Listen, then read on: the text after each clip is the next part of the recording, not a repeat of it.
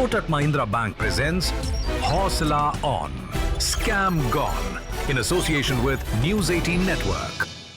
एक कॉल, एक मैसेज, एक लिंक और कुछ ही मिनटों में आपकी लाइफ की सेविंग्स खतरे में। साइबर स्कैम्स अब रैंडम नहीं रह गए हैं, ये प्लान्ड होते हैं, स्ट्रक्चर्ड होते हैं और बेहद कन्विंसिंग साउंड करते हैं। लेकिन हर स्कैम में एक पैटर्न होता है और हर सिटीजन के पास एक पावर होती है उस पैटर्न को पहचानने की। नमस्कार और स्वागत है आपका सभी का हौसला on scam gone presented by Kotak Mahindra bank in association with news 18 network में हूं आपका होस्ट विपिन भट्ट। तो एक ऐसी सीरीज जो साइबर फ्रॉड को डिकोड करेगी step by step, scam by scam, जहां हम समझेंगे स्कैम्स का या स्कैमस्टर्स का माइंडसेट, उनकी मॉडस ऑपरेंडी और सीखेंगे कैसे बनना है साइबर सावधान। यहाँ होगी बात एक्सपर्ट से, साइबर प्रोफेशनल से, लॉ इन्फोर्सर से और उन लोगों से जो इस लड़ाई को सबसे करीब से जानते हैं, क्योंकि डिजिटल इंडिया को सेफ रखने की जिम्मेदारी सिर्फ बैंक्स की नहीं, सिर्फ गवर्नमेंट की नहीं, इंस्टीट्यूशंस की नहीं, ये जिम्मेदारी आपकी हमारी सबकी है।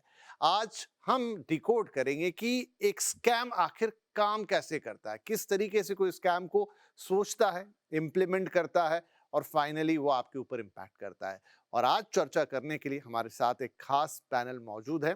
हम स्वागत करते हैं एडवोकेट पुनीत भसीन का, जो कि एक साइबर लॉ एक्सपर्ट हैं और डिजिटल फ्रॉड के लीगल एस्पेक्ट और सिटीजन राइट्स को साधारण या आसान तरीके से समझने में हमारी मदद करेंगी। हमारे साथ हैं सोनी एंथनी, जो कि पार्टनर है, cyber defence leader KPMG in India. KPMG में साइबर डिफेंस के लीडर, एक्सपर्ट्स जो कॉम्प्लेक्स साइबर थ्रेट्स और इंसिडेंट रिस्पांस में एक्सपर्टीज रखते हैं।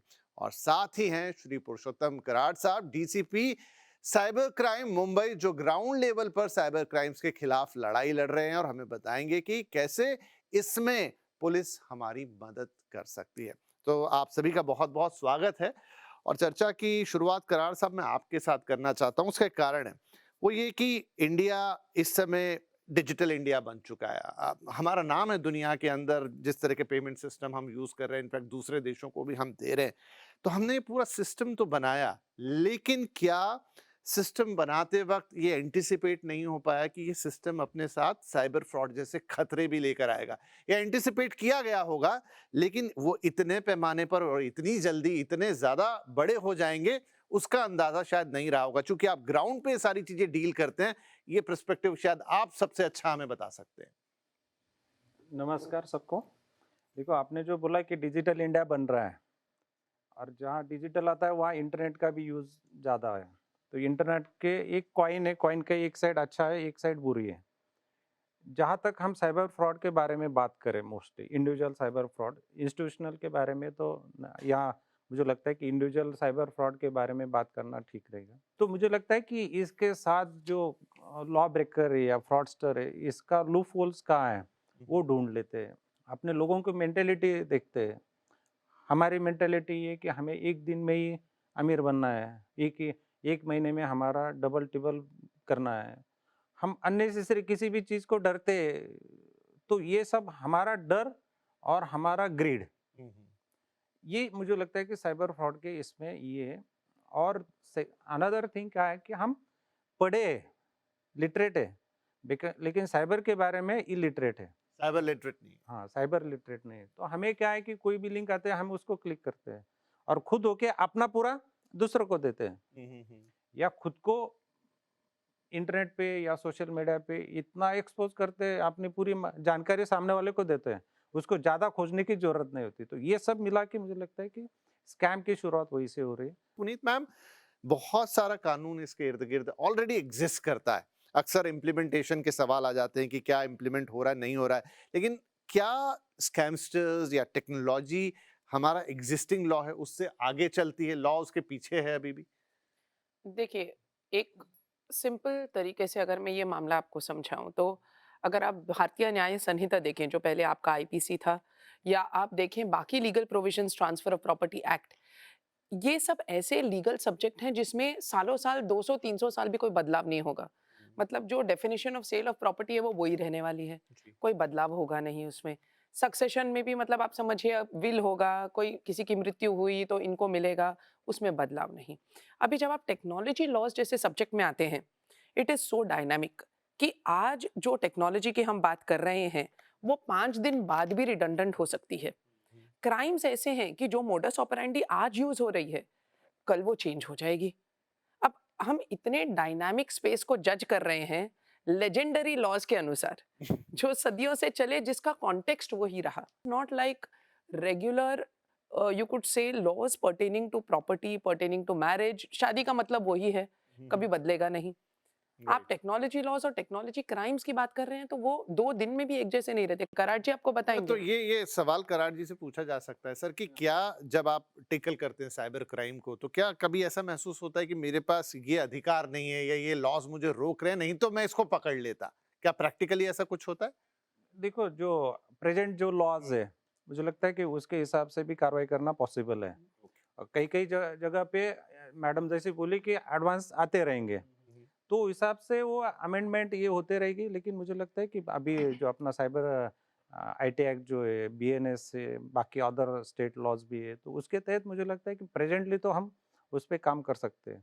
हाँ, लेकिन जब ज़रूरत जैसे जैसे बढ़ती जाएगी, इवॉल्वमेंट हो जाएगा, तो मुझे लगता है कि और उसमें चेंज करने की ज़रूरत पड़ सकती है, क्योंकि आज का लॉ हो सकता है 2 साल में उसमें कुछ अमेंडमेंट करना ही पड़े, तो वो हो सकता है। Right. Sorry sir, institutional level पर साइबर सिक्योरिटी में हम कहाँ खड़े हैं?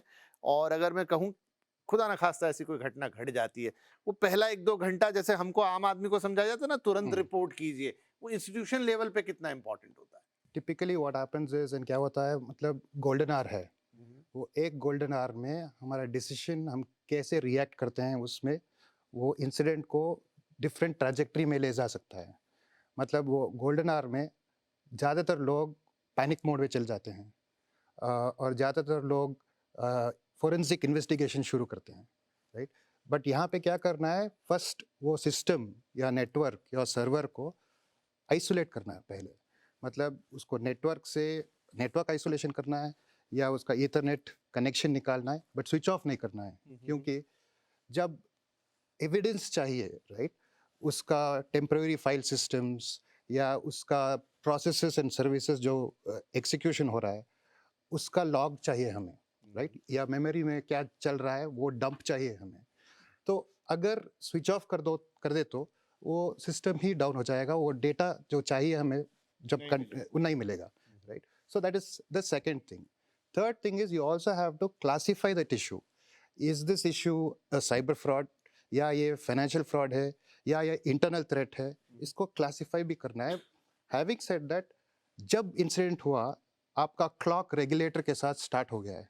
इंसिडेंट 6 आवर्स में रिपोर्ट करना है सर्ट के हिसाब से, but within the first hour you don't need to really report it, but you have to be considerate that I will have to start giving some data point there.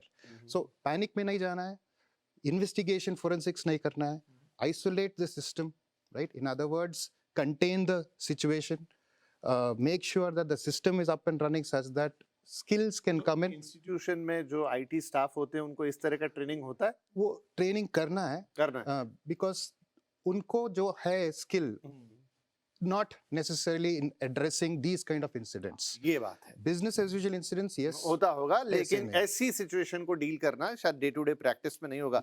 Karad साहब, एक सवाल और वो ये कि सिंस आपको डील करना है, आप साइबर पुलिस हैं, और अभी हम जो बात कर रहे थे कि टेक्नोलॉजी आगे चल रही है, स्कैमस्टर्स का दिमाग तो और आगे चल रहा है, तो जैसा हम फिल्मों में वगैरह में देखते हैं कि जो हैकर्स वगैरह हैं उनको आप एम्प्लॉय कर रहे हैं या पुलिस एम्प्लॉय कर रही है, कंपनी एम्प्लॉय, आप कैसे करते हैं? आपकी जो टीम है पर्टिकुलर, वो नॉर्मल पुलिस से तो बहुत अलग है। क्या स्पेशलाइज्ड ट्रेनिंग मिलती है? किस तरह के कुछ खास लोग जिनकी कुछ पर्टिकुलर पढ़ाई की गई है, पहले बैकग्राउंड ऐसा है, उनको लेते हैं, या सच में भी आप बाहर से हैकर्स को बुलाते हैं कि भाई ये हमारे लिए सॉल्व करके दिखाओ? ये देखो, मुंबई पुलिस में तो हमारा जो मुंबई पुलिस के ऑफिसर्स एंड अमलदार है, उन्हीं के हेल्प से उनको ट्रेनिंग दिया। ओके। पहले आई4सी ने साइबर कमांडो करके ट्रेनिंग चला, हमारे 7 लोग उसमें ट्रेंड हुए। ऑल इंडिया में भी टॉपर के 3 लोगों ने, तो अलग अलग जगह पे आई4सी ये ट्रेनिंग चलाते हैं, तो हमने वहाँ से ट्रेन किया। कुछ जगह पे हमने प्राइवेट से ट्रेनिंग करवाया हमारे स्टाफ को, हमने आइडेंटिफाई किया कि हमारे एक्सपर्ट कौन है इसमें, तो उनको हमने डिप्लॉय करना ये चालू किया। जब जरूरत पड़ती है तो जो एक्सपर्ट है इस फील्ड के, तो वो हिसाब से उनका हेल्प हम लेते हैं। ठीक है। पुनीत मैम, अब साइबर फ्रॉड क्योंकि इतनी कॉमन घटना हो चली है, वैसे तो हम टीवी पे लोगों को जागरूक करने की कोशिश करते हैं कि हेल्पलाइन नंबर है, तुरंत बताइए, ये कीजिए, वो कीजिए, बट स्टिल वो रिपोर्टिंग के इंसिडेंसेस आज भी उतने नहीं है, अवेयरनेस का जो लेवल चाहिए वो आज भी नहीं है। तो मान लीजिए ऐसी किसी के साथ घटना घट गई, वो अपने आप को लीगली उस घटना के लिए कैसे तैयार करे? देखिए, सबसे पहले अगर आपके साथ कोई घटना घटी है, 1930 या cybercrime.gov.in पे इमीडिएटली उसको रिपोर्ट करिए। सबसे पहले चीज़ आपने वो करनी है, क्योंकि अगर एक फाइनेंशियल फ्रॉड है, आप जैसे रिपोर्ट करेंगे, police can take the next steps of trailing the money which has gone into different beneficiary accounts. तो अगर जितना अमाउंट फ्रीज हो सके, जितना अमाउंट वहाँ पर लियन क्रिएट हो सकता है, आपका रिकवरी का चांस बढ़ता जाता है। सेकंड चीज़, सिर्फ वो करके मत बैठ जाइए। आपको आपके नियरेस्ट पुलिस स्टेशन या साइबर सेल में वो एक्नॉलेजमेंट नंबर लेकर जाना भी पड़ेगा।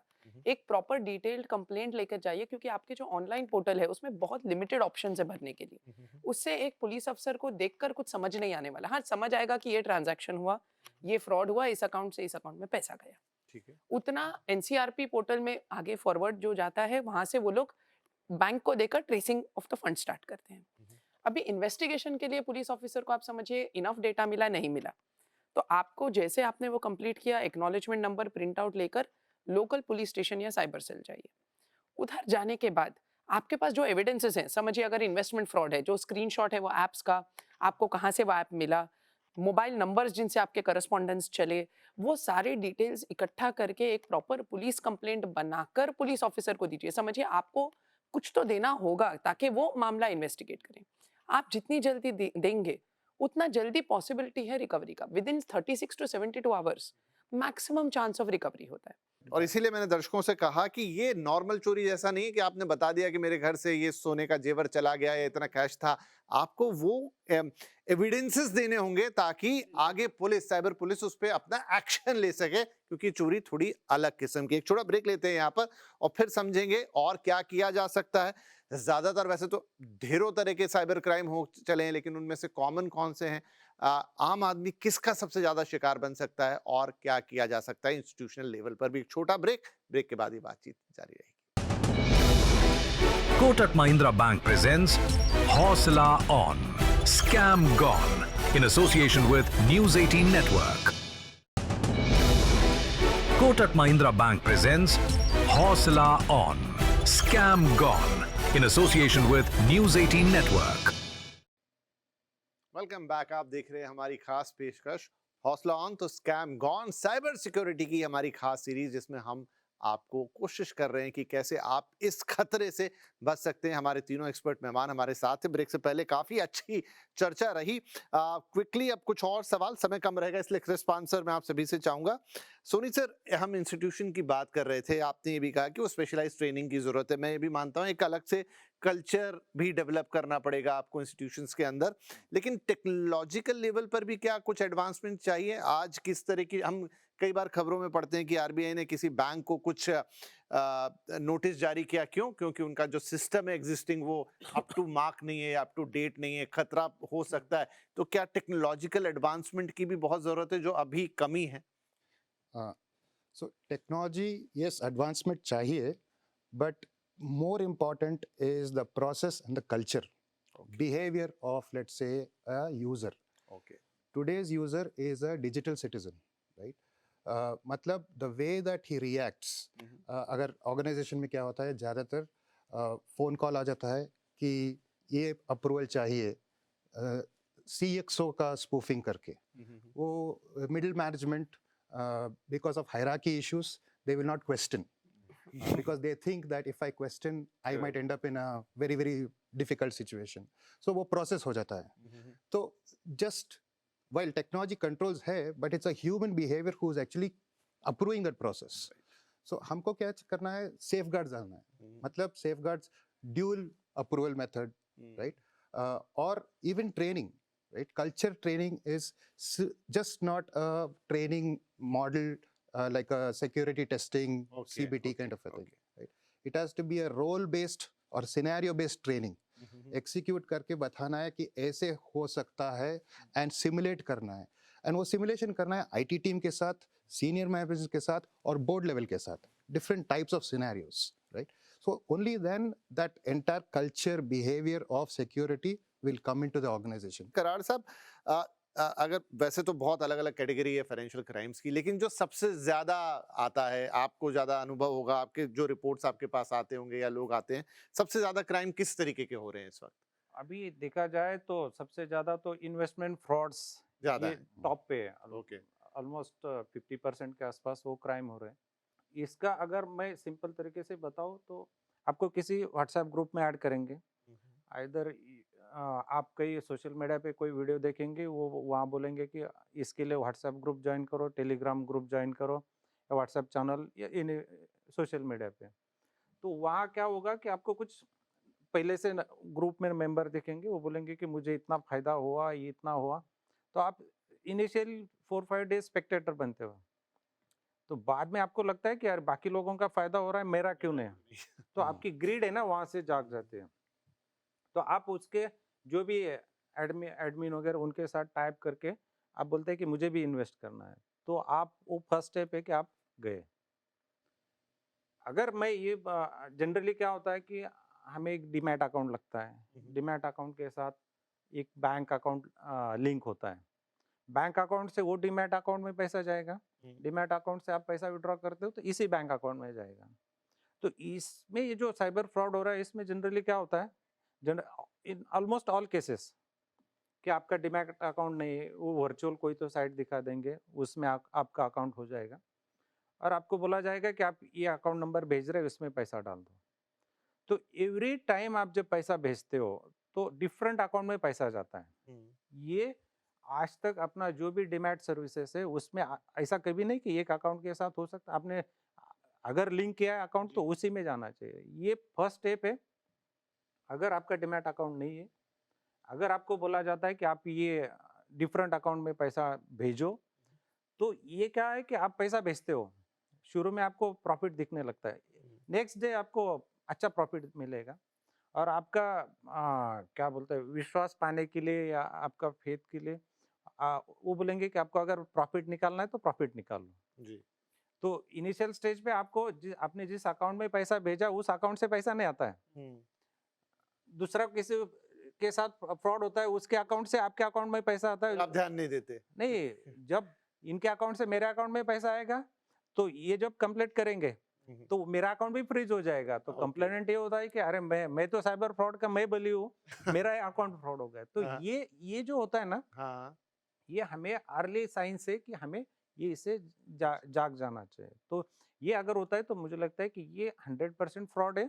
ये ऐसी चीज़ों से दूर रहना चाहिए। अपना डीमैट अकाउंट, अपना बैंक, इसके अलावा किसी के अकाउंट में मत भेजो। एक सवाल और क्विकली सर, जो सुर्खियां बनती, जो हेडलाइंस छपती हैं न्यूज़पेपर में, वो ज्यादातर होती है डिजिटल अरेस्ट की, और उसमें बड़ी रकम 3 करोड़ 4 करोड़ 10-10 करोड़। मुझे समझ नहीं आता कि कई बार इतना पैसा चला जाता है, लोगों को समझ क्यों नहीं आता।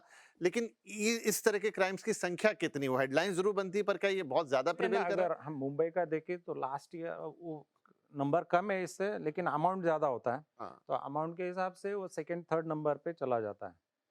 तो क्या है कि जो सीनियर सिटीजन है उनको धमकाया जाता है कि मैं पुलिस से बोल रहा हूँ, मैं ईडी, सीबीआई या कोई हाई कोर्ट, सुप्रीम कोर्ट से बोल रहा हूँ।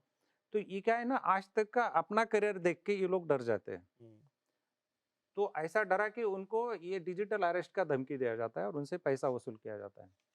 तो मैं सबको ये बताना चाहता हूँ कि डिजिटल अरेस्ट अपने कोई भी कानून में नहीं है, ना इंडियन कॉन्स्टिट्यूशन में है, ना बीएनएस में है, पहले आईपीसी था उसमें नहीं है, या कोई स्टेट लॉ में नहीं है, किसी लॉ में नहीं है।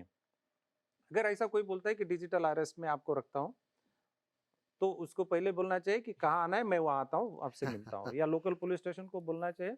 और इससे बचने के लिए 1-2 चीजें जरूर करना चाहिए सबने, कि ऐसा कॉल आता है तो एक तो कट कर दो, उसको ब्लॉक कर दो।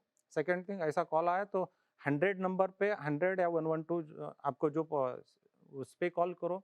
अगर ऐसा पैसा कभी भेजा है तो उसमें 1930 को कॉल करो।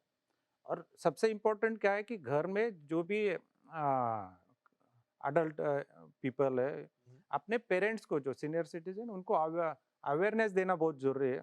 एट लास्ट लेकिन बहुत इंपॉर्टेंट क्वेश्चन मैम, और वो ये कि आप इस सारी चीज़ों की जड़ में कम से कम जो आम आदमी से जुड़ा हुआ है, इनफैक्ट इंस्टीट्यूशनल लेवल पे भी सोशल मीडिया एक बहुत बड़ा रोल प्ले कर रहा है। वहीं से चीज़ें आ रही हैं, वहीं से वो लिंक्स आ रहे हैं, वहीं से वो मैसेजेस आ रहे हैं।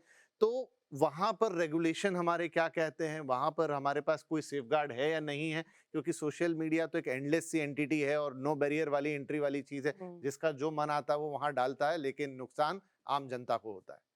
देखिए, इसमें अभी रीसेंट रेगुलेशंस और रूल्स इसमें ऑलरेडी पास हुए हैं, जिसमें social media has to ensure कि जो डेटा उस पे अपलोड किया जा रहा है, चाहे वो जो भी पोर्टल हो, फॉर एग्जांपल किसी ने एआई बेस्ड कंटेंट अगर अपलोड किया है, social media platform cannot allow the content if the metadata of it does not show it to be genuine content or synthetic data. तो हमारे लॉ में एक तरीके का एक बाइफर्केशन हो गया है, ये रियल डेटा है, ये सिंथेटिक डेटा है। सिंथेटिक डेटा का मतलब ये नकली है, एआई द्वारा बनाया गया डेटा है, चाहे वो वीडियो हो, फोटो हो। तो एवरी अपलोड, जो भी अपलोड होता है सोशल मीडिया पर, वो उनके पास टेक्नोलॉजी होनी जरूरी है, प्लेटफॉर्म के पास, ये समझने के लिए ये डेटा रियल है या मेटा डेटा है, उसका सिंथेटिक डेटा का। अगर मेटा डेटा सिंथेटिक डेटा का है, उस पर स्पेसिफिकली मेंशन होना जरूरी है, this is generated through whatever different means और दिस इज सिंथेटिक डेटा। ये ऑलरेडी रिसेंटली फरवरी में एनैक्ट हो चुका है, उसका इम्प्लीमेंटेशन अभी होना है, बहुत ही न्यू है ये पूरा सिंथेटिक डेटा का bifurcation, and I am sure in the coming months इसका एनफोर्समेंट भी बहुत स्ट्रांग होगा। Otherwise social media organisations, AI companies in India, all of them will be penalised. तो जहां लोग बोलते हैं हमारे देश में एआई का रेगुलेशन नहीं है, बिल्कुल गलत है। We are the first nation in the world actually to have a regulation on synthetic data and a legislation for the same. तो सबसे पहले अगेन आप लोगों का बहुत बहुत धन्यवाद। आपने बहुत अच्छी तरीके से, बहुत आसान तरीके से हमारे दर्शकों को इन्फॉर्म किया कि कैसे आप साइबर फ्रॉड से बच सकते हैं और किस तरीके से अपने आप को और अपने आसपास के लोगों को भी इन्फॉर्म रख सकते हैं। तो साइबर स्कैम्स हो, टेक्नोलॉजी से कम और ह्यूमन बिहेवियर से ज़्यादा ये जुड़े हुए हैं। स्कैमस्टर्स हमेशा जल्दी में होते हैं, लेकिन हमें नहीं होना चाहिए।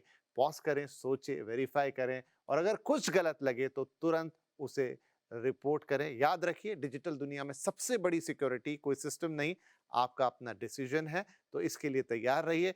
साइबर सावधान, क्योंकि हौसला है ऑन तो स्कैम गॉन। बहुत बहुत धन्यवाद हमारे साथ इस कार्यक्रम में शामिल होने के लिए। नमस्कार। Kotak Mahindra Bank presents Hosla On, Scam Gone, in association with News 18 Network.